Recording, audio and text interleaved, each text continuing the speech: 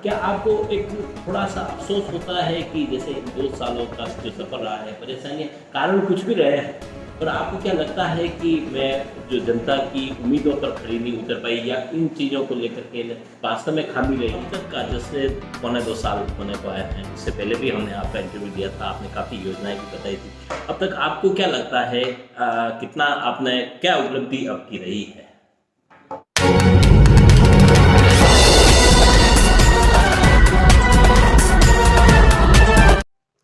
नमस्कार, मैं हूं विजय शर्मा और आप देख रहे हैं मेवाड़ी जयवर्धन।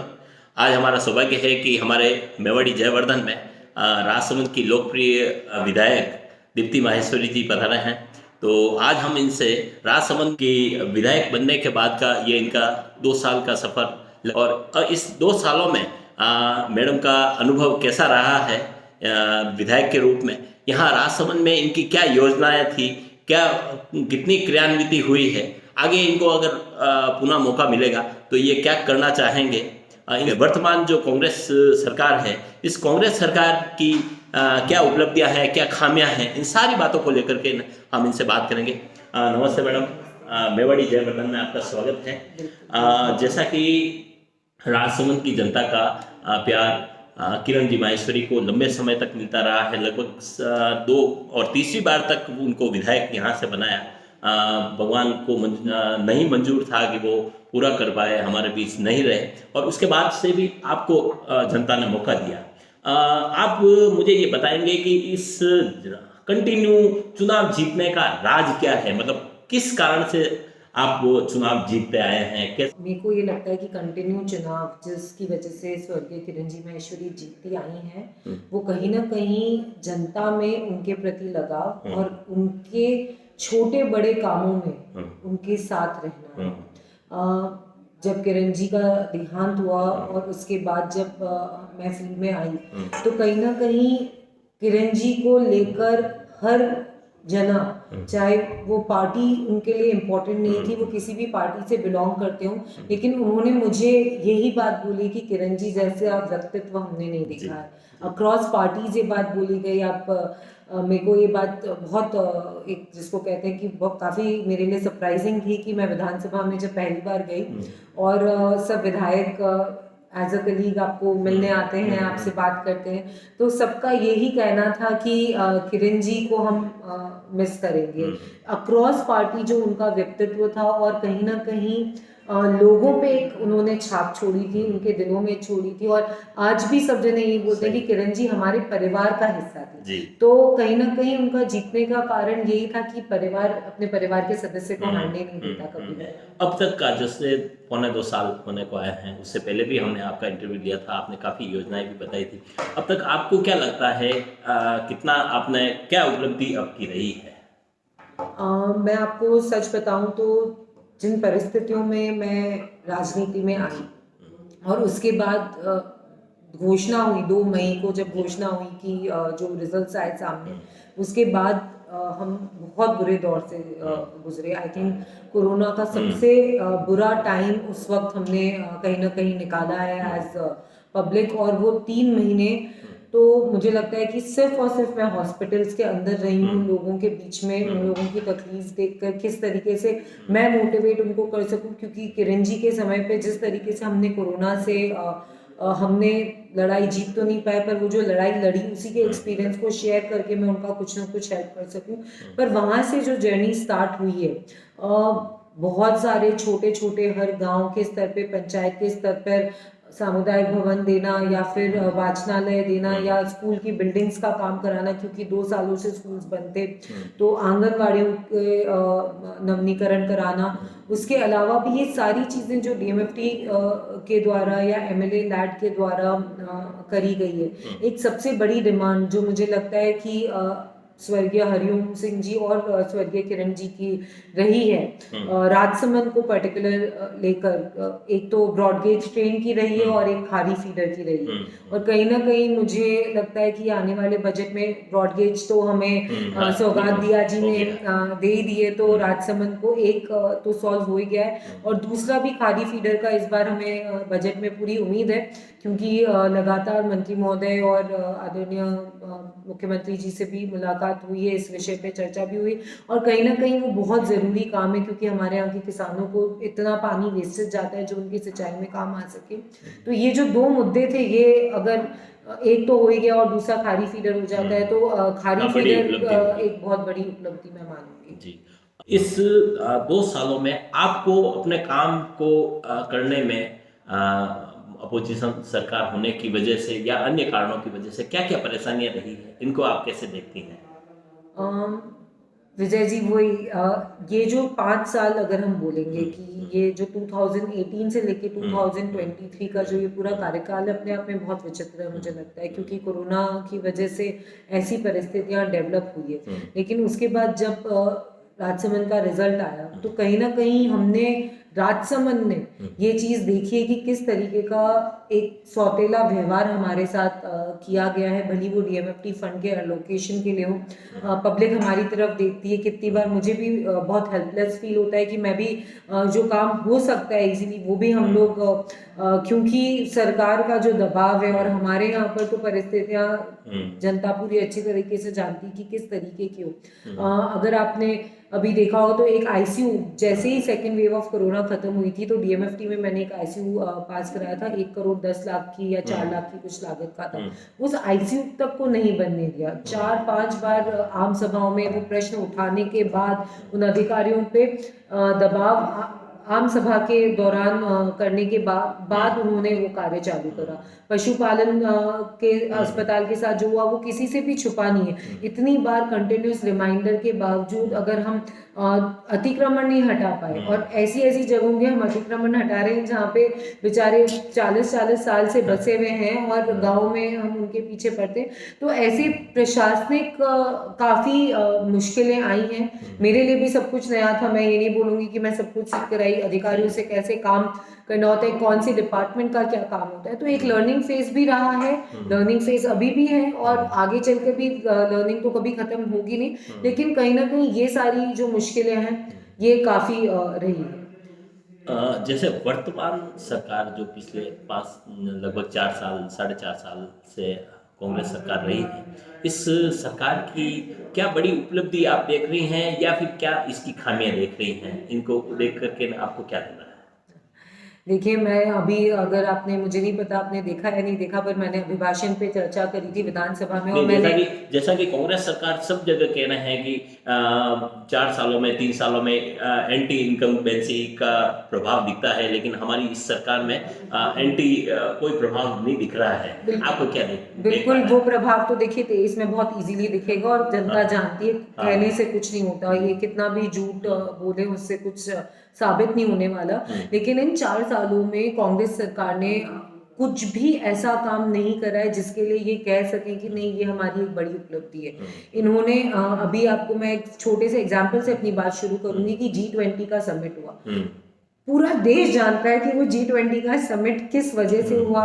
भारत में अगर सब लोग आए तो वो एक केंद्रीय का मुद्दा है और उदयपुर एयरपोर्ट पर बड़े बड़े G20 के मार्केटिंग के बड़े बड़े गहलोत साहब के वहाँ पे पोस्टर्स लगाए थे। तो ये तो एक, मैं आपको बता रही हूँ कि ये सिर्फ एक बात है कहने को कि हर चीज का श्रेय आप लेना चाहते हैं और कुछ काम नहीं करना चाहते। आयुष्मान भारत इतनी बढ़िया योजना जो मोदी सरकार के द्वारा की गई है और उसके अंदर भी आपने उसको लागू नहीं होने दिया 4 साल में, जिसकी वजह से अगर आज राजसमंद में हम ये देखें कि हमारे पास सबसे पास है अहमदाबाद, जिसकी मेडिकल सर्विसेज के लिए हम पहुंच सकते हैं, हमें आपने उससे दूर रखा, आपने वो आयुष्मान भारत आने नहीं दिया। ऐसी कितनी सारी चीजें जो केंद्र सरकार देती है उसको ही अपना नाम ठप्पा लगाते हैं, अपने बैग में पैक करते हैं, फोटो लगाते हैं गहलोत साहब का और उसको मार्केट करने की कोशिश करते हैं कि हमने क्या। लेकिन जनता अब इतनी बेवकूफ नहीं रही, जनता बिल्कुल भोली भाली नहीं, वे समझते हैं कि कौन सही काम कर रहा है कौन गलत कर रहा है। और कहीं ना कहीं गहलोत सरकार ने सिर्फ और सिर्फ झूठे वादे, झूठी बातें कही है। राजसमंद में आपको पता होगा कि ये चुनाव 2 साल पहले, पौने 2 साल पहले हुए हैं और हर पंचायत में जाकर उन्होंने जो घोषणाएं करी है कि आपके यहाँ पे हम गौशाला बना देंगे, आपकी ये रोडें हटा देंगे, आपके पाइपलाइंस का जाल बिछा देंगे, आपके लिए ये कर देंगे। आज तक धरातल पे कोई नहीं। कांग्रेस खुद जानती है कि राजसमंद में तो वो वापस आ ही नहीं सकते, क्योंकि उनके झूठे वादे काफी फ्रेश रहने वाले हैं लोगों की।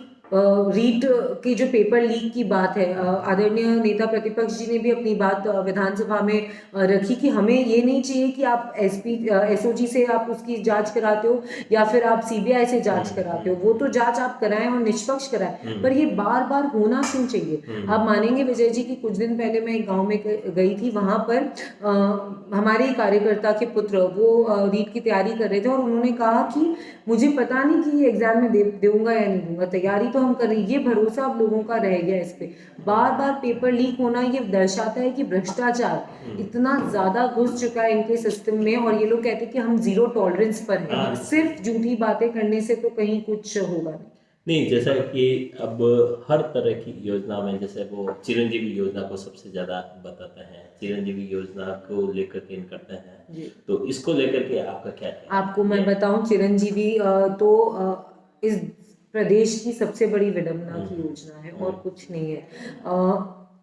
कोई गरीब व्यक्ति ये सोच के प्राइवेट हॉस्पिटल में ले जाता है कि मैंने ये चिरंजीवी कार्ड बनाया है और मुझे इससे प्राइवेट हॉस्पिटल में अच्छे डॉक्टर्स के साथ ट्रीटमेंट हो सकता है। चिरंजीवी योजना लाने का एक बहुत बड़ा कारण था क्योंकि इनके खुद के गवर्नमेंट हॉस्पिटल्स में स्टाफ की कमी थी, डॉक्टर्स पूरे नहीं थे, डॉक्टर्स अप्रोप्रिएट नहीं थे, जो फैसिलिटीज मिलनी चाहिए वो ये पूरी नहीं कर पा रहे थे। इस वजह से ये योजना आई गई थी ताकि सबको एक अच्छी हेल्थ फैसिलिटी मिल सके। अब जब गरीब व्यक्ति वहां पर जाता है प्राइवेट हॉस्पिटल में, तो सबसे पहले तो उसको एक एक हफ्ते, मैं अभी कुछ दिनों पहले की बात है कि हमारे एक पूर्व पार्षद हैं, उनके परिवार का एक सदस्य 1 महीने से ऑपरेशन के लिए इंतजार कर रहा है, स्टंट लगवाने के लिए, क्योंकि वो ऑपरेशन का उनके वहाँ से जब तक स्वीकृति नहीं आएगी जयपुर से, तब तक ये ऑपरेशन नहीं कर सकते। उसके बाद न्यूरो की कितनी चीज़ें इसके अंदर अलाउड नहीं होती। एंजियोग्राफी अगर कर सकते तो एंजियोप्लास्टी नहीं कर सकते, एंजियोप्लास्ट कर सकते तो एंजियोग्राफी, मतलब इतना कॉम्प्लिकेटेड उसको कर रखा है इन्होंने, और सिर्फ भ्रमित करने की। मुझे लगता है चिरंजीवी का तो ये इतना बोल रहे हैं, कहीं ना कहीं ये लोग रियलिटी से इतने दूर हो चुके हैं कि इनको पता नहीं कि ग्राउंड लेवल पे। और अगर चिरंजीवी इतनी बढ़िया होती तो आप तो मुझे बताओ कि ओसिया की विधायक को धरना नहीं देना पड़ता अपनी सरकार के खिलाफ वहां पर जोधपुर हॉस्पिटल में, ये सबने देखा है। तो कहीं ना कहीं अगर ये योजना इतनी सफल होती तो उनके खुद के एमएलए तो कम से कम सपोर्ट कर रहे होते कि नहीं भैया बहुत अच्छी योजना है। एक अब जैसे 2023 चल रहा है और इसी 23 में चुनाव होने वाले हैं। राजसमंद में भी जैसे बीजेपी से भी काफ़ी दावेदार अपनी दावेदारी जता रहे हैं, काफ़ी उनके चुनाव प्रचार भी एक तरह से देखा जाए तो शुरू हो गए हैं। इन सारी चीज़ों को देख करके आपको क्या लगता है? विजय जी, मैं आपको बताऊं, भारतीय जनता पार्टी इस विश्व की सबसे बड़ी पार्टी है और ये पार्टी बनती कार्यकर्ताओं की वजह से। और यहाँ पर राजसमंद में पार्टी बहुत मजबूत रही है और बहुत सालों से पार्टी ने अपना बहुत अच्छा वर्चस्व बनाया है। और हर कार्यकर्ता अगर कुछ भी काम कर रहा है तो वो अपनी पार्टी को कहीं ना कहीं मजबूत कर रहा है और भारतीय जनता पार्टी को मजबूत कर रहा है। तो मेरा ये मानना है कि कोई भी कार्यकर्ता अगर कहीं भी जा रहा है तो वो हमारी पार्टी को मजबूत करने के लिए ही जा रहा है वहाँ पर, और कोई दो राय नहीं। उसके अलावा तो देखिए ये सब पार्टी के डिसीजन होते हैं कि मैं आप हम सब यहाँ बैठकर तो लेते नहीं, ऊपर से डिसीजन होते हैं। कमेटी, इलेक्शन कमेटी क्या डिसाइड करती है, वो क्या सोचती है, वो जो सोचेगी वो सब के लिए और मेरे लिए, हम सब के लिए मान्य है, क्योंकि हम सब व्यक्ति विशेष से नहीं जुड़े। यही भारतीय जनता पार्टी की सबसे बड़ी खूबी है कि हम सब हमारे आदर्शों पे एक हैं, हमारे संस्कारों पर एक है, हम किसी व्यक्ति के लिए एक नहीं। जैसा कि मतलब सांसद थे हरिओम सिंह जी, और उनकी देहांत के बाद में दिया जी को मौका मिला, और हरिओम सिंह जी का एक सपना था कि ब्रॉडगेज का, अभी वर्तमान में ब्रॉडगेज की घोषणा हो गई है और जल्द ही काम शुरू होने वाला। तो एक तरह से देखा जाए तो हरिओम सिंह जी का जो सपना है वो पूरा होने की स्थिति में चल रहा है। किरण जी माहेश्वरी का एक सपना था कि राजसमंद झील को भरने की वैकल्पिक व्यवस्था करना। उन्होंने देवास या माई सबसे प्रयास भी किया, खाली फीडर चौड़ी करने का भी किया। तो क्या मैं ये समझूं कि भाई आपके लिए एक चुनौती है भविष्य में कि ये काम आपको करना है, इसको आप क्या देखते हैं? बिल्कुल चुनौती तो नहीं मानूंगी मैं, पर ये मैं ज़रूर मानूंगी कि मुझे कहीं ना कहीं उनके अधूरे सपने को पूरा करने मेरा आने का कारण राजनीति में एक बहुत बड़ा कारण यही था कि मुझे कहीं ना कहीं किरण जी के जो अधूरे चीज़ें हैं राजसमंद को लेकर, और राजसमंद में क्योंकि एक परिवार, आप अपने परिवार को जो वादे किए गए हैं वो पूरे होने चाहिए, तो कहीं ना कहीं डेफिनेटली खारी फीडर को लेकर मेरा भी मुख्यमंत्री महोदय से, आदरणीय मंत्री महोदय से बहुत बार मिलना हुआ है, और उन्होंने ये आश्वस्त भी करा है कि इस बार हम बजट की घोषणा में खारी फीडर को ज़रूर देंगे कि इसको हम इसकी रिपेयर मेंटेनेंस पूरी करें, और उसके बाद एक बार रिपेयर मेंटेनेंस से भी शुरू होता है तो कहीं ना कहीं जो सीपेज की वजह से जो वेस्टेज पानी है वो भी कम होएगा, तो हमारे को बहुत अच्छा मिलेगा। और उसके अलावा धीरे धीरे डेफिनेटली जो माही डैम की बात हो गई या मानसी वाकल की बात हो गई या किस फेज में पानी हो रहा है, तो हमारी सरकार आने के बाद में ज़रूर केंद्र और राज्य सरकार जब एक साथ एक ही उसकी मिलती है तो कहीं ना कहीं जो विकास है वो अच्छी गति पर बढ़ता है। तो पूरी तरीके से हम भी प्रयासरत रहेंगे, आदरणीय हरिओम सिंह जी चाहे किरण जी, और इनफैक्ट मैं तो ये मानूंगी कि हम इन दोनों से भी बढ़कर जो राजसमंद की जनता है उनकी ये मांग थी, क्योंकि ब्रॉडगेज का आना ये राजसमंद की जनता की एक लंबे समय से मांग थी, और खारी फीडर को रिपेयर करना, चौड़ा करना, ये भी यहाँ के किसान भाइयों की एक बहुत बड़ी मांग है। और कहीं ना कहीं हम तो सिर्फ सूत्रधार हैं, दिया जी ने अगर आज ब्रॉडगेज का ये करवाया है तो वो एक माध्यम बने हैं कि वो ये करवा सके, मांग तो जनता की होती है और हम सिर्फ एक माध्यम बनते हैं, तो उनकी मांगों को लेकर हम डेफिनेटली कार्यरत रहेंगे और प्रयासरत। जैसे जब आप चुनाव लड़ रहे थे या जो भी जनता की मांगे थी या राजसमंद को लेकर के, क्या आपको एक थोड़ा सा अफसोस होता है कि जैसे इन 2 सालों का जो सफर रहा है, परेशानियाँ कारण कुछ भी रहे हैं, पर आपको क्या लगता है कि मैं जो जनता की उम्मीदों पर खरी नहीं उतर पाई या इन चीज़ों को लेकर के वास्तव में खामी रही जो भविष्य में आप करना चाहेंगे? मैं आपको एक बात बोलना चाहूँगी विजय जी कि कहीं ना कहीं जनता की उम्मीदों पे खरी नहीं उतरना तो मैं नहीं मानूंगी, क्योंकि गांव में जाते हैं तो जो रिस्पॉन्स, जो लगाव आज भी उनसे मिलता है, तो ऐसा मैं नहीं कहूँगी कि मैं उनकी उस पर खरी नहीं उतरी। कहीं जो वादे किरण जी ने करे थे 2018 के मैनिफेस्टो को, उसको देखकर हम जरूर प्रयास करते हैं कि वो मैक्सिमम चीज़ें हम कर पाए, और नहीं कर पाएंगे तो विजन तो अब देखूंगी मैं, क्योंकि जिस परिस्थिति में मेरा आगमन हुआ एक उपचुनाव के दौर में, उसके बाद कोरोना के दौर में अलग अलग परिस्थितियाँ, अलग अलग परेशानियाँ कंटिन्यूस आती रही, तो डेफिनेटली चैलेंजिंग टाइम्स रहे थे और मैंने सीखा है। मैं तो आपको ये कहूँगी कि हर दिन मैं जो राजसमंद में अपना बिताती हूँ, मैं हर दिन कुछ नया सीखती हूँ, और ये मेरा सीखने का फेज़ है। 2023 में जो विजन राजसमंद की जनता के द्वारा हम लेंगे कि वे लोग क्या चाहते हैं, उसको पूरे करने की पूरी तरीके से मैं प्रयासरत रहूँगी। और डेफिनेटली प्रशासन के तौर पर अगर हम बोलें, एमएलए लैड के हमारे सैंक्शंस निकालने में या छोटे छोटे अधिकारी जब आपके काम नहीं करते, तो कहीं ना कहीं इस बात की पीड़ा ज़रूर होती है कि विकास राजनीति देखकर नहीं होना चाहिए। अगर आज जनता ने मुझे मौका दिया है, या फिर किरण जी जब मिनिस्टर थे तो उन्होंने, आपको ध्यान हो तो डीएमएफटी 50-50 करोड़ इक्वली डिवाइड होते थे, कभी भी इस तरीके की स्थिति नहीं आई थी कि नहीं आप इस पार्टी के हो तो आपको हम नहीं काम करेंगे। कोई व्यक्तित्व, कोई अच्छा काम तभी हो सकता है जब हम बिना पार्टी के, जनता ने किसी एक पार्टी को नहीं, किसी पार्टी को चुना है, किसी व्यक्ति को चुना है कि वो उनके लिए काम करेगा, तो एक फ्री, जिसको कहते हैं ना, हमें भी मिलना चाहिए, वो स्पेस मिलनी चाहिए, फ्री स्पेस की हम भी काम कर सके। चैलेंजेस बहुत थे, बहुत कुछ सीखने को मिला है, बहुत कुछ सीखा है। मैं पहली बार धरने पर बैठी थी पशुपालन को लेकर कि नहीं आज तो हम कलेक्ट्री से नहीं उठेंगे, तो वो भी अपने में एक लर्निंग एक्सपीरियंस था कि किस तरीके से आराम से हम शालीनता से बात कर रहे थे कि हर 10 दिन में आज हो जाएगा, आज हो जाएगा, काम नहीं हो रहा था, अल्टीमेटली धरने पर बैठना पड़ा और फिर वो काम हुआ। तो ऐसी कितनी चीज़ें, चैलेंजेस रहे हैं और सीखने का मौका है। जैसे कि अभी जो राजनीति में आपने अनुभव किया है, राजसमंद में अपने आरके हॉस्पिटल को लेकर, मेडिकल फैसिलिटीज़ को लेकर के राजनीति का जो उपयोग या दुरुपयोग जो भी हुआ है, क्या आपको लगता है कि इस तरह की राजनीति होनी नहीं चाहिए? ऐसा कि राजनीति का स्तर इस तरह से डाउन होता जा रहा है? बिल्कुल, मैं आपकी बात से बहुत सहमत हूँ, क्योंकि मैंने तो ये बात, मैं अभी आपको यही बात बोली कि कुछ विषय हैं जिसमें राजनीति नहीं होनी चाहिए। मेडिकल, एजुकेशन, ये 2 इतने इम्पोर्टेंट चीज़ें हैं कि इनके ऊपर अगर हमने राजनीति करी तो हमारा भविष्य किस अंधेरे में हम डुबा रहे हैं ये हम नहीं जानते। इन चीज़ों को निष्पक्ष भाव से काम होना चाहिए। अगर कहीं टीचर्स की कमी है तो वहाँ टीचर्स लगने चाहिए। आरके हॉस्पिटल में तो हम सब देख रहे हैं कि जो स्थिति वक्त से बदतर होती जा रही है, डॉक्टर्स का स्टाफ बढ़ाया जा रहा है, तो ये अपने ही कुकर्म, वो कहते हैं ना कि कर्म किसी को नहीं छोड़ता है, वो एक पूरा सर्कल है। आप अगर इतना हमारे यहाँ से फैसिलिटीज़ ले लेके जाएंगे वहाँ पर, तो उससे भी कोई फ़ायदा नहीं होने वाला है। ऐसा नहीं है कि वहाँ पर कोई लोग, आप सिर्फ लोगों को दिखा रहे हो, यहाँ पे लोगों के मन में जो आप एक पा सकते थे। जब उपचुनाव हुआ तो कांग्रेस का एक ही नारा था कि ये 2.5 साल हमें दे दो, बस ये 2.5 साल हमें दे दो। आपने मतलब ये 5 साल तो आप ही के थे, उसके बाद भी अगर आप कुछ करते, कुछ अच्छा करते तो जनता को आप पे भरोसा करती। जब आपने कुछ अच्छा करा ही नहीं तो आप जनता के पास किस मुंह से जाएंगे कि भाई हमने ये काम करा। पशुपालन का जो मैटर था, इस मैटर में बिना कांग्रेस, बिना बीजेपी के सबको एक साथ जुटकर कार्य करना चाहिए, नहीं हुआ। हम सब ने देखा कि बीजेपी के कार्यकर्ताओं ने संघर्ष करा, बीजेपी के कार्यकर्ताओं ने लोगों को अवगत कराया, लोग सब जनों ने मिलकर हमारे सहयोग करा, लेकिन कांग्रेस के लोग चुप रहे।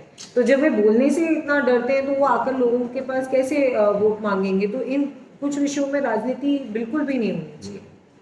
किरण जी के रहते हुए आप राजनीति से जुड़ी नहीं रही, या हो सकता है कहीं कार्यकर्ता के रूप में रहे, अकस्मात आपको एमएलए का दावेदार बनाया गया और 2 साल से आप एमएलए हैं। इस सफ़र को, इस अनुभव को आप कैसे देखती हैं?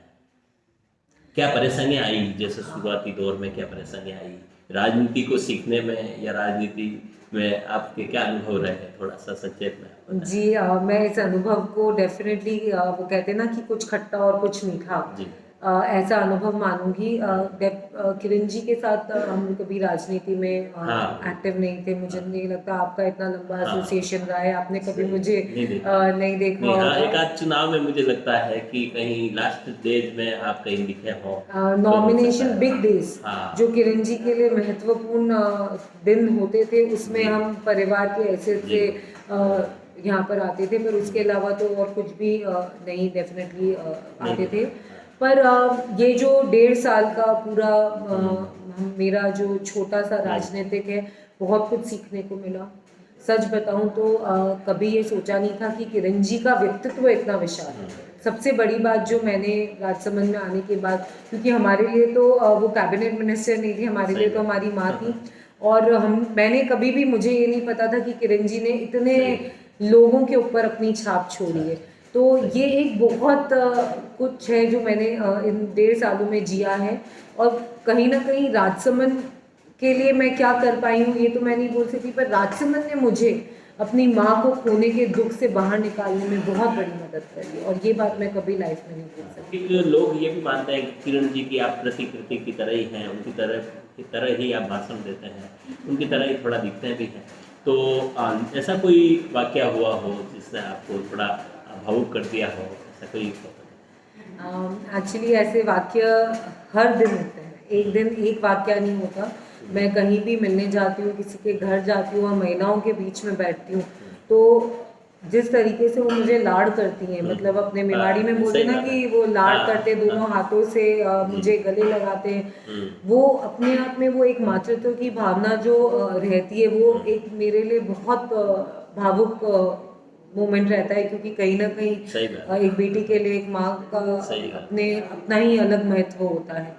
तो ऐसी कितनी बार होती है कि बैठते हैं और सब लोगों को ये लगता है कि किरण जी, और ये जो आपने बात कही कि लोगों को ये लगता है कि मैं उनकी तरह दिखती हूँ या उनकी तरह बोलती हूँ या भाषण में उनकी एक छवि, मुझे ऐसा बिल्कुल भी नहीं लगता, ना पहले कभी लगा है कि मैं उनकी तरह दिखती हूँ। वो बहुत जिसको कहते हैं कि बहुत अलग, उतना उनका विशाल व्यक्तित्व था। मैं उनके वो पैरों की धूल के बराबर अपने आप को मानती हूँ, और एक वो प्रेशर जिसको कहते हैं ना, जो लोगों को, अपने लोगों को ये लगता है कि ये एकदम वैसे हैं।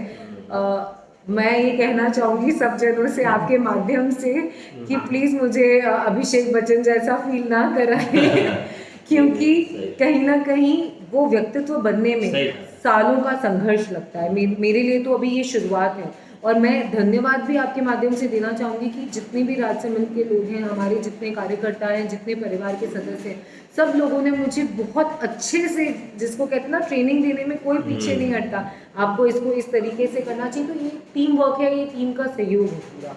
तो किरण जी के साथ, किरण जी के जैसा होना डेफिनेटली मैं चाहूँगी कि मैं कभी उतना उस तक पहुंच सकूं कि मैं ये बोल सकूं कि हाँ, कि आज मुझे लगता है कि मैंने कहीं ना कहीं किरण जी जहाँ से भी देख रहे होंगे वो प्राउड फील कर रहे होंगे, पर अभी तो मैं ये नहीं कह सकती, और अभी तो बिगनिंग है बस। एक जैसे पार्षद होता है तो वो भविष्य में सभापति बनने का सपना देखता है, या वार्ड पंच होता है वो सरपंच बनने का सपना देखता है। आप अभी एमएलए हैं, भविष्य के क्या सपने हैं? क्या राजस्थान के सबसे कम उम्र के एमएलए में हो सकता है आप, या 1-2 नंबर पे आते होंगे, तो अभी आपका राजनीतिक भविष्य भी काफ़ी लंबा है, तो ऐसे में आपके क्या सपने हैं? विजय जी, मैं आपको सच बताऊं तो मैं उन लोगों में से नहीं जो आज से 10 साल बाद क्या होगा वो प्लान करती हूँ। मैं आज और आज के बाद कल, बस उतना देखती हूँ। और आज मेरे को सीखने का मौका है, आज मेरे को बहुत कुछ जिसको कहते हैं काम करने का मौका दिया है। इस जनता ने जो भरोसा किया है, मैं आज वो ही पूरा कर लूँ। आने वाले 23 के चुनाव हैं, अगर पार्टी वापस मौका देती है तो डेफिनेटली ये चाहूँगी कि राजसमंद का अच्छा नेतृत्व, जिसको कहते हैं कि मुझे याद है कि दिल्ली या कहीं भी हम मिलते हैं तो किरण जी और राजसमंद दोनों नाम साथ साथ आते हैं हर जगह। किरण जी कहीं भी जाते थे तो मुझे वहाँ के भी सब जगह बड़े मिनिस्टर्स ये बोलते हैं कि वो पूरे टाइम राजसमंद के बारे में सोच सकती हैं। तो कहीं ना कहीं वो गैप जो एक लोगों के मन में भी फील हो, और मैं अपनी जगह उनके मन में भी उसी तरह बना सकूं जैसे किरण जी ने बनाई। ये मेरा, अगर आप बोलें कि नियर फ्यूचर प्लान क्या है, तो यही नियर फ्यूचर प्लान है मुझे। चलो, बहुत बहुत धन्यवाद। जी। आप उज्जवल भविष्य की कामना करते हैं। इन्होंने काफ़ी विषय पर अपनी बेबाकी से बात रखी। यदि आपने हमारा मेवाड़ी जयवर्धन सब्सक्राइब नहीं किया हो तो अवश्य सब्सक्राइब करें। इसी तरह के इंटरव्यू हम आप तक पहुंचाते रहेंगे। बहुत बहुत धन्यवाद।